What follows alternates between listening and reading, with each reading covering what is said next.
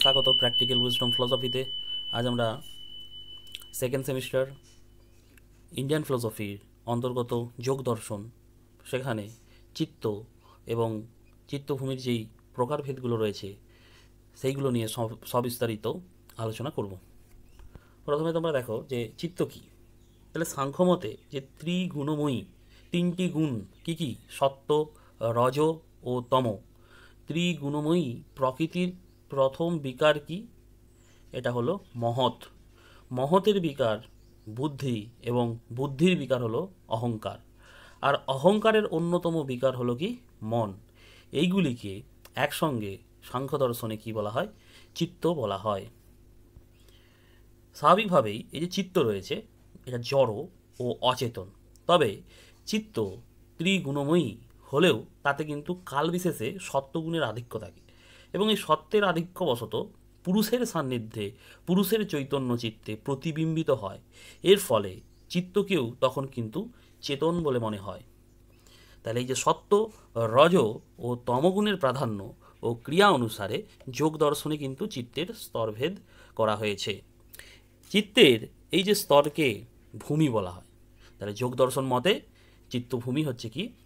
চিত্তভূমি বা অবস্থাকে, চিত্তের যে ভূমি বা অবস্থাকে বলা হয় কিন্তু চিত্তভূমি। কিন্তু যোগ মতে চিত্তের সহজ ও স্বাভাবিক যে অবস্থা সেটাই হলো কিন্তু চিত্তভূমি। বলা হয়েছে চিত্তস্য সহজাবস্থা, অর্থাৎ চিত্তভূমি কি? চিত্তের সহজ অবস্থা। এরপরে দেখো চিত্তভূমি কয় প্রকার। চিত্তভূমি বা চিত্তের স্বাভাবিক অবস্থা কিন্তু 5 প্রকারের হয়। প্রথমে কি? ক্ষিপ্ত ভূমি। দ্বিতীয় কি? মূঢ়ভূমি। তৃতীয় কি? বিক্ষিপ্ত ভূমি। চতুর্থ কি? একাগ্র ভূমি। পঞ্চম নম্বরটা কি? নিরুদ্ধ ভূমি। তাহলে এবার আমরা স্টেপ পরপর ব্যাখ্যাগুলো পড়ব। ক্ষিপ্ত ভূমি কি, মূঢ়ভূমি কি, বিক্ষিপ্ত ভূমি কি, একাগ্র ভূমিটাই বা কী, এবং নিরুদ্ধ ভূমিটা কী। তাহলে প্রথমে আমরা ক্ষিপ্ত ভূমি নিয়ে একটা সংক্ষিপ্ত আলোচনা করব। যে ভূমিতে চিত্ত স্বভাবতই অত্যন্ত অস্থির হয় তাকে কিন্তু ক্ষিপ্ত ভূমি বলব। তাহলে ক্ষিপ্ত অবস্থায় কি হয়? চিত্তে রজ ও তমগুণের প্রাধান্য হেতু চিত্ত বিষয় হতে বিষয়ান্তরে ছুটে বেড়ায় এবং কোনো বস্তুতে কিন্তু স্থিরভাবে অবস্থান করতে পারে না। এই অবস্থায় চিত্তটা কি হয়? খুবই চঞ্চল থাকে।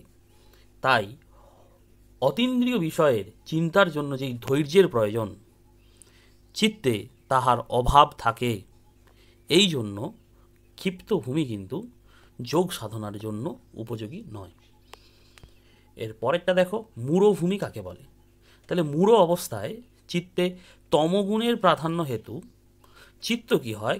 কাম ক্রোধাদির রিপুর অধীনে থাকে এবং তন্দ্রা, নিদ্রা, আলস্য প্রভৃতিতে নিমগ্ন হয়।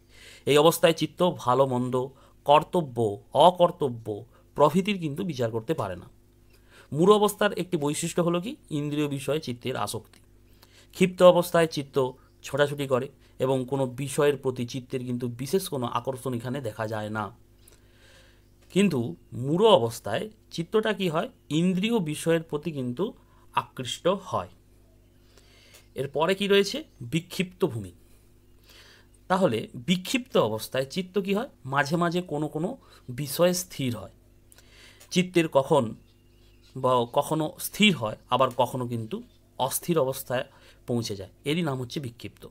বিক্ষিপ্ত এবং ক্ষিপ্ত অবস্থার মধ্যে বড় বেশি পার্থক্য কিন্তু নেই, তবে বিক্ষিপ্ত অবস্থা ক্ষিপ্ত অবস্থার তুলনায় কিছুটা থেকেও কিন্তু উন্নত, এতে কিন্তু কোনো সন্দেহ নেই। এই অবস্থায় চিত্ত তমগুণের প্রভাব থেকে কিন্তু মুক্ত হয়, কিন্তু রজগুণের প্রভাব হতে সম্পূর্ণ কিন্তু মুক্ত হয় না। বিক্ষিপ্ত অবস্থায় চিত্তের যে স্থিরতা তা কিন্তু ক্ষণিক বলে এই অবস্থা চিত্ত সংযম কিন্তু স্থায়ীভাবে সম্ভব নয়। তাই বিক্ষিপ্ত ভূমি ও কিন্তু যোগ সাধনার উপযোগী নয়। এরপরে আমরা একাগ্র ভূমি সম্পর্কে জানব। একাগ্র ভূমি কি? একাগ্র অবস্থায় চিত্ত কোনো বস্তুতে স্থিরভাবে মনোসংযোগ করতে পারে। চিত্তের একাগ্র অবস্থায় চিত্তে তম ও রজগুণের প্রভাব লুপ্ত হয়ে যায় এবং সত্ত্বগুণের প্রাধান্যটা কিন্তু বেশি পরিলক্ষিত হয়। এই অবস্থায় চিত্ত বাহ্য বা আভ্যন্তরীণ কোনো বস্তুতে অবিকল্পিত নিশ্চল দীপশিখার মতো কিন্তু স্থিরভাবে অবস্থান করে। এই একাগ্র অবস্থায় এগুলো কিন্তু চিত্তবৃত্তির সম্পূর্ণ কিন্তু নিরোধ হয় না।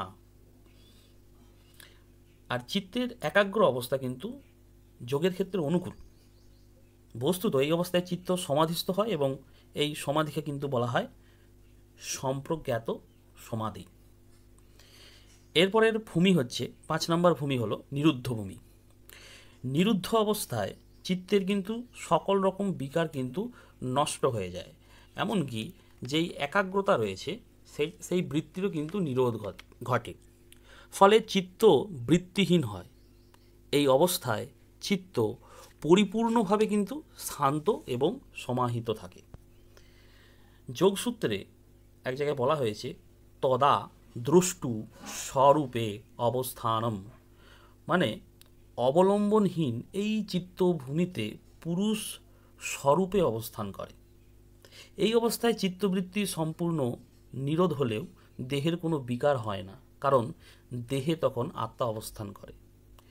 যোগ সম্প্রদায়ের মতে যোগীর এই অবস্থা প্রমাণ করে যে আত্মা চিত্ত থেকে ভিন্ন। তাদের মতে আত্মা কি চিত্ত থেকে ভিন্ন না হলে চিত্তের নিরোধ দেহের বিনাশ হতো।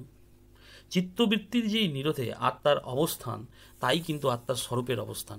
এই অবস্থাতেই চিত্ত কৈবল্য লাভে অর্থাৎ মুক্তি লাভে সক্ষম হয়। এই অবস্থায় যেই সমাধিটা হয় তাকে কিন্তু অসম্প্রজ্ঞাত সমাধি বলা হয়। তাহলে এই ক্ষেত্রে তোমরা মনে রাখবে যে ক্ষিপ্তভূমি, মূঢ়ভূমি আর বিক্ষিপ্ত ভূমি এগুলো কিন্তু যোগ সাধনায় উপযোগী নয়।